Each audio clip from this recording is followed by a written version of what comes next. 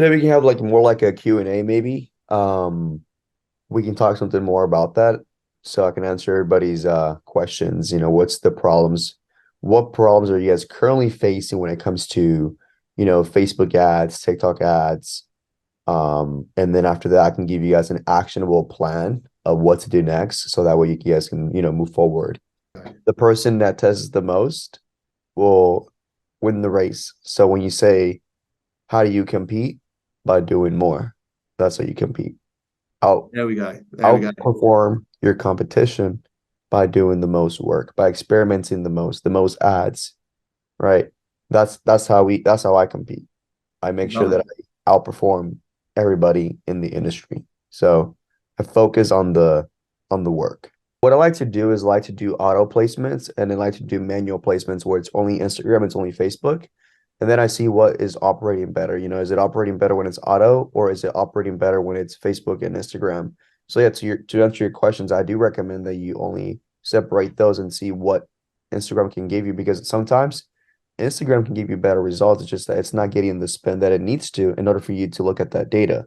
So I would experiment and isolate that and see. I would do like a 7-day test and experiment and see if it does give you better results. Sometimes, Facebook think it's best to put your money into just Facebook, but that might be wrong. So sometimes you need to take more control of the testing or select your placements. I like doing selecting the placements, but I also do the audience plus as well. And the other thing too is like I like to experiment with everything. So like when you select the Advantage Plus campaign, I like to do one and then I like to do one that's not, right? And then I do actual targeting.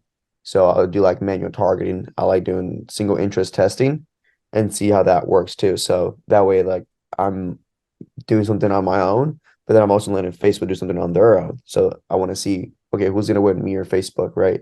With their auto placements. All right, so someone at Jose, I have a question. Facebook has closed out an ad account, and it doesn't matter how many new Facebook accounts we create with different emails and phone numbers. Facebook ad instantly bans it from advertising. We have tried contacting support with no luck. What should we really do? Okay, so typically what this problem is, I'm assuming that the issue is that they ban your IP, so now they're flagging you. Okay, the solution is there's two solutions. Solutions number one is you can probably create a new business manager on your own. And it seems like I think you've already done that.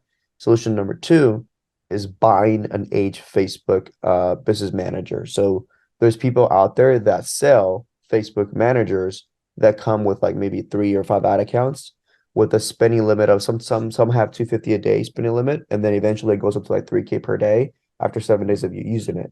Some come with unlimited spend, so that means like there's no limit. So the fastest solution for you is if you buy a new business manager.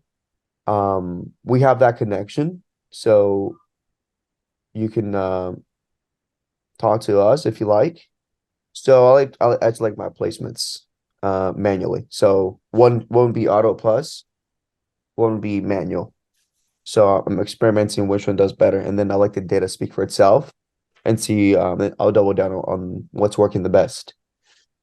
So someone asked, are you getting a percentage of their sales or a certain percentage of the ad spend to run each month, or do you have a set monthly service fee? So good question. I'll answer this question. So whenever a client comes to me and says, "Hey, we want to work with you," or if I reach out to them, I always ask these questions. Oh, oh, okay, my bad. I 1 second. I thought I messaged the IG, but I sent it only to you, Terry. Oh, there it is. Thank you. Okay, Okay. so to answer your question, so I love asking the client this. I ask them, hey, how much you want to write this down? Very important. How much revenue are you doing over the last 30 days? And what is your profit margin? Okay. So they'll be like, I'm doing 100K per month. My profit margin, there's two types of clients. Client number one, I'm doing 10% of profit per month. I'm like, okay, this guy's he's in a difficult spot. Looks like he's gonna need some sort of work for us to get him up to 20, 30% profit. So I'm gonna have to charge him 3 to 5K, given Facebook, and then we'll either charge profit split or ad spend split. I've noticed that the profit split works for people that have dropshipping stores, and I noticed that people that have branded stores, they like ad spend. So the ad spend model is like we'll do 10% of ad spend, and then sometimes 15. It just depends what the client is. And then for profit split, we'll do 25% profit split. Hey, well, you can pick either or. So we'll do 3K retainer plus 25% of profit or 10% of ad spend. What do you like best? So I always ask them what they like best, and then they'll like, think about it, and then they'll give me an answer. Now the client number two, he's doing 100K plus per month. Let's say even 30K per month, okay, 30K per month, but he's profiting 25, 30%. So when someone's profiting 25, 30%, that means that it's going to be a little bit easier for you to push the account. It's going to be easier for you to scale. Why? Because when you have a lot of margin, then you can make more mistakes. You don't really, the account doesn't need a lot of work from you. So when it comes to something like that, I'm like, dude, I just want this deal because I know coming in already, I'm gonna make profit, right? Think about it. So let's say he's making 3K a day at 30%. That's close to $1,000. And let's say you charge 25% of profit, that's 250 a day. Multiply by 30, that's close to $10,000 a month. So I'm like, I just want to close this deal. So sometimes I won't even charge a retainer. Just say, hey, you know what? Let's do a 7-day trial. And then after that, if you like, because I want to get the deal. If you like the results, let's continue. So again, the deal is 10% of ad spend, 15% of ad spend. Sometimes I give people at 50% of ad spend, or 25 to 20% of profit. I'll let them decide. So, and then I'll say, um, sometimes like at the end of the month, we need a minimum retainer. So you'll get the upfront, there's no upfront cost, but then month to month, we'll say, hey, we need a minimum retainer of 3K. So minimum retainer, meaning that they'll pay profit or retainer, whatever is greater. Okay. So if we make the client, let's say $30,000 and we're charging 25% of profit, that's 7.5K. So we need a minimum retainer of 3K. 7.5K is over 3K. So that means the retainer gets excluded, but the 7.5K gets added. I like doing that because like when you charge retainer and percentage, it's like the client's paying you two different ways, two times. And sometimes what that happens is a lot of clients do not want to continue after month two, month three. So you want to extend that relationship. You don't want to ruin it because of they're paying you out more. You kind of want to create like that balance where hey, if it doesn't work out, let's talk at the end of the 30 days and let's see, how do you feel about the payment? Like we kind of have like this conversation just to make sure there's no problem. Okay. Did you do anything with content creations for clients or so we also do content. We offer them content. When it comes to content, I have to charge them because we have cost. Our cost is their creators.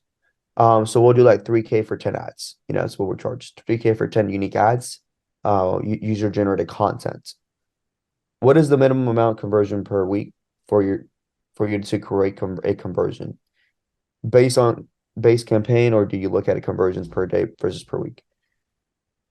So the question is, how many, if I create a conversion campaign, how many purchases do I need to get?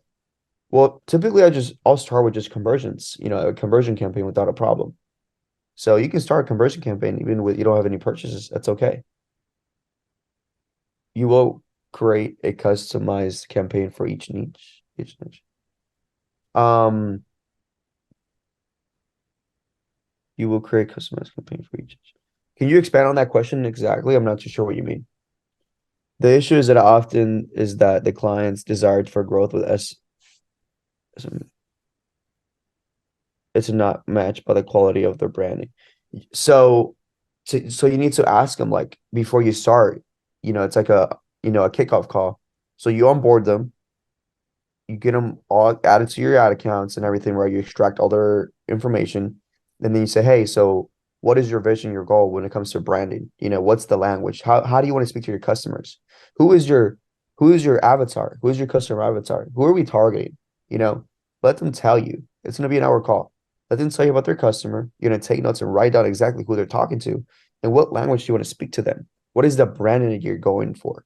So once you get all this information now, there's no way you can make a mistake when it comes to marketing because now you understand their guidelines. So you have to understand their guidelines. Okay, Ramsey. would you still create a conversion-based campaign even if the campaign is getting one sale per week? Well, if you're getting one sale per week, there has to be a problem, right? And I look at three different things. Write this down. I'll look at the metrics inside Facebook. I'm like, okay, my unique CTR, unique outbound CTR. That means that what's the click-through rate of the ad? Anything above 1.5% is healthy. What is my unique cost per click? Unique outbound cost per click. Unique outbound cost per click means anybody that clicks on shop now, right? What is my cost? They click on shop now. They click on the link to go to the site. If it's, below 1.5, then it's healthy. If we're okay, then I'll look at my conversion rate. Is my conversion rate above a 2%? Looks like it's not. So your problem could be the conversion rate. And if that's the problem, you need to test different offers. So I think I spoke about this last time. What do you mean by offers? Well, what if you reduce the price point by $5? What if you do a buy one, get a free accessory as an add-on, right, to the product? So now you're incentivizing the customer to buy from you. Because you want to increase your conversion rate. But what if the problem is the opposite? What if the conversion rate's high, but your CTR is low, below 1.5, and your cost per click is like $2, pretty expensive. What's the problem? Well, maybe my ads just suck. They're not getting the attention. They're not getting the click. So why don't you test multiple different angles, right? So now you go back to the avatar and say, okay, this avatar we're selling lotion to this avatar because of they have acne problems. Problem number one, oily skin. Problem number two, dry skin. We're targeting people with oily skin. Why don't we try dry skin only and see what happens there, right? So this is where we start thinking, and then you start testing, and then you speak to the audience with the actual problem that they're going through. So you need to write down how many how many um how many angles can I attack this? How can I go about this product? And then that's when you start testing these things because you want to increase the CTR. Okay. So what I'm teaching is like you have to take control of what's happening. And you do this by observing what's happening, what's the problem. Okay, let's continue. Do you always set conversion value? Then we are doing I think we are doing something wrong. We'll only look at conversion rate, but what's the conversion mainly? But that conversion is mainly the clicks, not the sales. We can track sales properly, any tips of that. To track is this ecom? I'm assuming it is, right? To track sales properly, Terry, I don't know if you guys use a certain software that you guys have, but if you guys don't, what we use is Triple Well. It's a platform that allows us to track at least 80-90% and above. It's a good software. I've been using it for the last 2 years for myself, my own stores, my client stores. So that's how we track properly. What was it called? Triple well. Triple Well, yes. Triple well. Like Yeah, literally TRIPLEW. triple exactly. For a Okay. brand new agency, how would you market to new potential clients without any testimonials? You know, I would say, um, this is when I took Ty's course back like 5 years ago. Ty would say, tell them that you're working with me, that you're working with one of the best marketers. Alex is one of the best marketers. I am taking so you can communicate. There's two things you can do. Number one, the fastest way to get a client is to look around what's around you, right? Look at your friends and family. Do they have businesses? If the answer is yes, hey, I'll offer you a 30-day free trial. Okay. Because you don't have any leverage right now. You don't have any social proof right now. So you need to get social proof. You need to get leverage. And the way you're going to do that is by look around you. Who has a business around you? Who owns an online store? Who owns a local business? And see if you can get their business and do a 30-day free trial. Obviously you want to get paid, but you don't have any leverage. So the goal typically when it comes to this is getting as many testimonials. You got to stack them up. That's like a batch. That's social proof. Um, Now, two, I'll quickly throw in there, even if you do say a 30-day trial and they don't move forward, at least still try and get a testimonial for the work you've put in because they're insanely valuable, as yeah, Jose saying, that's social proof. very important in the beginning stages of so get a testimonial and you can instantly go look around. too is you can go on Instagram. Hey, I'll give you a 30-day trial. I'm working with one of the best marketers, Alex Muir. So you can say something like that as leverage. So, okay. Um, but mainly haven't done the foundation work to even identify avatars, brand voice. That's when I suggest we move to that first, maybe shooting myself in the foot, but ki kills me to see clients spending money before they are It's ready. super quick just before we move on to on that last point because it's very important to note this. I was literally talking with Alex the other day. So what Jose said is exactly right.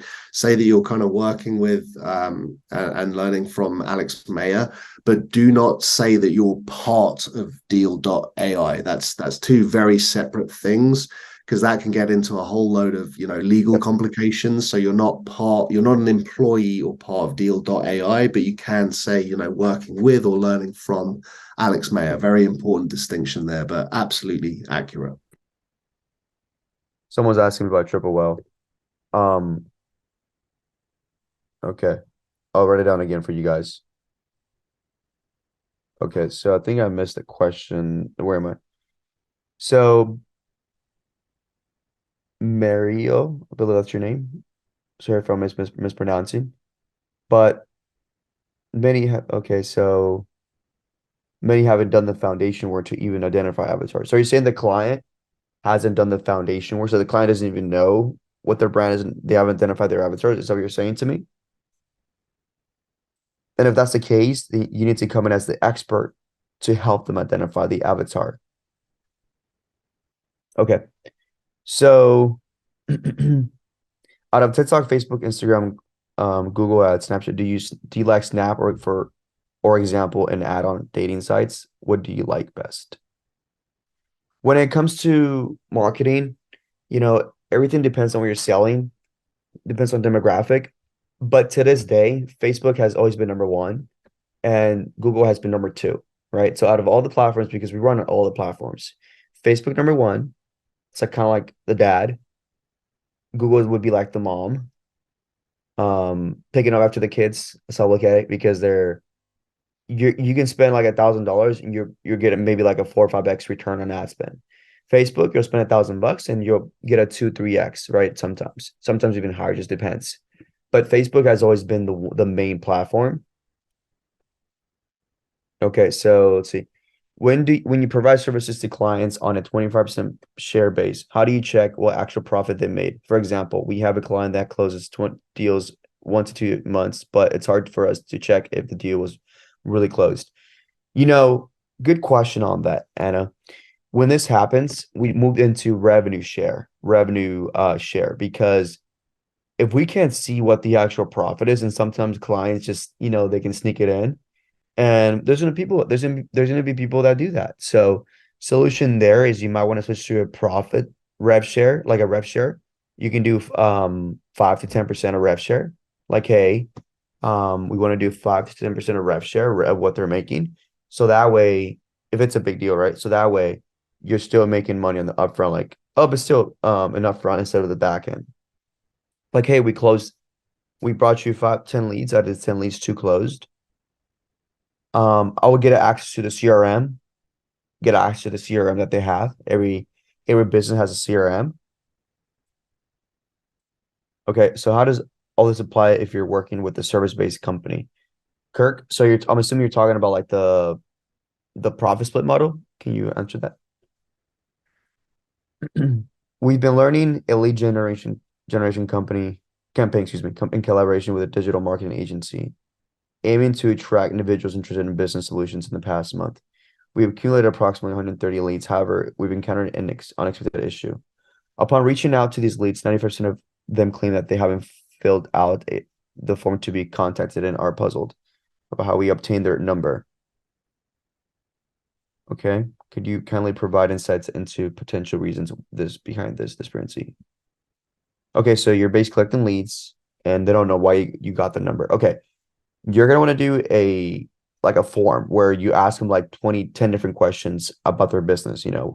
How long has it been? How much revenue are you doing? What's the main problem you're facing? Do you consistently test ads? Like have these multiple questions. So that way when they come in, like, first of all, you'll know who's coming in the call, and you're like, you know exactly who this person is. But then how much revenue are you doing per month? What's your profit margin? Right. So you need to understand this information. So that way you can say, this is a valuable lead, this is not a valuable lead. So once they get on a call, it's like they already answered all these questions already, you know. So why wouldn't it make sense for them to, for you to call them or for them to set up a call, and then they're not going to question you like, well, I answer these questions because I'm looking to grow my agent. I mean, to grow my brand or agency, whatever it is. How's TikTok doing? TikTok's really great right now. It's a platform. It's different from Facebook. I'll explain. Facebook is like a platform that stays consistent with ads, right? So if I run 5 ads and one's a winner, it'll stay a winning ad for like maybe 30 days. TikTok, on the other hand, is a different platform. It's like I call it the everyday platform. Every day is different. So you need to consistently test different creatives, different interest, different campaign strategies. Smart campaign, ABO, ad set budget, CBO, ROAS campaigns, cost cap campaigns. Is just a different platform. You have to see what works for you. So you have to experiment with everything. But the base that I have is like 7 ad sets, ABO, 3 ads. One campaign, 7 ad sets, 1 ad set, 3 ads, and then I'll start duplicating the ad sets. That's my to go to setup as a test. So Ramsey asks, I have a new ecom client I'm taking over next month who's generated 100K per month and at 20% profit margins. We're likely doing a retainer plus profit split. My question, when taking over a client's account like this, would you do rev split on everything, even their existing monthly average, since that's your improvement? Or will you usually take everything? You know, when it comes to this, I I kind of want to take over everything, right? Let's say they have Facebook, Instagram, and emails. I'm not sure what they have. The typical thing that client might say, rebuttal, is excuse me, an objection is, well, you're doing Facebook and I'm doing emails. How would that make sense? Right? That they may say that to you. So I only do this with clients that are doing over like 300K, 400K per month. Okay, we're gonna charge you on added profit, right? So their average profit, let's say, is 30K a month. So let's say I make them 60K a month in profit. So I'm only charging them on 30K extra. I tend to stay away from that, to be honest, because it only if they're a big client, yes. But for this client, I would charge them a flat profit split. So, and I would convince them like, hey, listen, I want to make sure I treat this like as if it's my own. I want to collaborate with you. I'm not just an agency. I'm a growth partner. Change the language. I am a growth partner, and I want to make sure that I'm giving you everything and my all. And in order for me to do that, don't you think by giving me a flat out percentage will allow me, motivate me to give you everything that I have and get him to nod? Yes, that's true. Don't you think? Wouldn't you do that, client? Wouldn't you put in all your work into if you were given this much profit? Yes. Then I say, well, let's do a flat profit and let's wait to the end of the month and let's see what happens. If you're not happy, we'll communicate. Let's see if you like the results that I gave you. Let's talk about that in 30 days from now. And you're gonna be like, the client's gonna be like, at ease, okay, so you're telling me you're flexible. If I don't like what you're doing, maybe in 30 days we can readjust the offer, but let me show you what's happening. So I tend to go for the profit split, no added profit. If it is a client that's doing 300K per month or more, then we'll talk about like, only on added profit that we're gonna bring you because they're already doing a certain amount of work. The other thing that's important too, Ramsey, is that this only makes sense. The relationship only makes sense when you are multiplying their profit. Okay.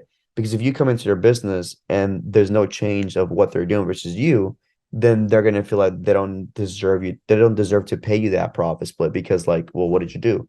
So it's very important that you actually show them what you're doing and create an ROI. It's like, oh, I hire Ramsey and my profits increased by X. I pay him 25% of profit, but even with my profit that I kept 75, it's still higher than when I was running it on my own. You want the client to say that, right? And for me, it's like, hey, it's gonna take us 3 months to get you where you want to be. We need to be idealistic. How do you think, what do you think is best now with Facebook algorithm, lead gen, or getting leads to redirect through foot traffic campaigns to your landing page? Both are great. Obviously Facebook will give you cheaper lead gens if you do it from Facebook, cheaper, but remember, cheaper doesn't always mean high quality, right? So I like to qualify them. I'll do both. So I test Facebook lead gen on their platform, then I do off platform when it comes to mine. So I do both, then I see which is giving me the highest quality. That's what I look at. Not the cost, the highest quality. So if you work with someone and take them from 100K after that work, the making 120, do you get the 5-10% on the 20? So Robert, you're referring to revenue share. Ramsey was asking more of a profits share. So like, for example, they make 100K and I get them to 150K. So they profited like 20% on at 100K. That's 20K. Then I take them to, let's say, 200K. That's $40,000, right? 20% of 200K is $40,000. Then I'm gonna charge them 25% of profit of that. You're referring to 5-10% would be rev share. So I don't recommend this one typically unless the client wants to. I recommend more profit split or ad spend. When it comes to, I know another agency. He's actually one of my partners. He does charge 5% of rev share. Um, he's been able to close there. That's without a problem. I just prefer doing the model that I like, the ad spend and the profit share. Okay. Um, for clients trying to ads for the first time, usually small business, do you require minimum monthly? Yes. The monthly spend, if it's a small business, when you say small business, are you referring to like a local business? If it's a local business, you need at least like $300 a day. If it's an e-com business, you need $300 a day to test, right? You need $10,000 a month. And eventually you're going to want to spend more money, you know. I think $200-300 a day is would be a comfortable number to spend when it comes to testing and making things sure that things are working. Okay, thoughts on video. Thoughts on video. I do a lot of video with little editing time. Probably need to charge more, but curious if you do video ads. Yeah, so we do make so there's two types, right? You can edit a video or you can create the video. I'm not sure if you're what exactly you mean, maybe creating or editing, because creating is different because creating takes more time than editing. If it's creating, we're charging $200 to $300 per video, right? That's kind of what we'll do. In the beginning, we're charging less because we wanted to get our foot in the door, right? So in minimum, we like charge a minimum. We go for 10 videos, but I've noticed some clients like, oh, I don't want to start. That's too much. Can we start with 5 videos? So we'll start with 5 videos, and then from there we'll build up because they want to see results first. It's I've noticed that when it comes to like um videos, it's a little bit harder to sell than like the media buying. Media buying is easier to sell than videos. I don't understand that. I feel like they they don't they don't see it as an ROI or an investment. So I tend to like drill that inside their head. Like, listen, would you rather spend 3K on an not working ad that's giving you a 2x ROAS, or would you rather spend 3K into new ads that are going to give you potentially 3 to 4x ROAS? Okay, 3, 4x ROAS makes sense. So you have to convince them. I realize it's something that they have a tough time really saying yes to. Robert, ad spend and profit share. No, ad spend or profit share, not both. What was the ad spend rev share you like? It's okay. Yeah, monthly retainer too. Minimum 3K. Okay, like 3 to 5K is minimum. Um, I've seen that they're gonna go for like 2-3K. They're gonna go for the 2-3K a month. Some bigger brands that are doing like maybe 300K plus, they'll go for the 5K. But that's because you're offering like Facebook, TikTok, Google. If you're offering just Facebook, one platform, then 3K is okay. Um, what was the Aspen rev share you like? So rev share, again, one of my good friends, he does 5%, 5% of rev share. I like doing 25% of profit. I like doing 10 to 50% of ad spend. It's like three different models. They all work. It just depends who the client is. I get a sense and a feel. I try to understand the client a little bit more. I'm like, okay, this guy's gonna go for this based on what he's telling me. Yeah, we gotta the one thing I like to say a lot is that we gotta be fast problem solvers. We cannot just put our hands in our pocket. We gotta find solutions to A through Z, ask around. You guys in this group here, this is a club, so ask the club, ask people around here, hey guys, do you guys know this? Make sure you're involved yourself, collaborate, ask questions, get answers, get 5 different answers. I have 5 different answers. I like these 3 answers. Let me take action on these 3 different answers. So that's kind of how I would operate, guys, when you guys have a problem. You guys are a part of this group. Make sure you utilize the group. It's a very special group. A lot of smart people are on here. So, Absolutely, man. Terry's a very smart person. Ask him too. So be the fastest problem solver, and I guarantee you, you will finish strong. You will finish, you'll be one of the first, second, third people in place when it comes to the race that you're in. We're all in a race here. Okay. Everybody can finish first. There's so don't worry about finishing last. Just as long as you put the work in, you'll get there.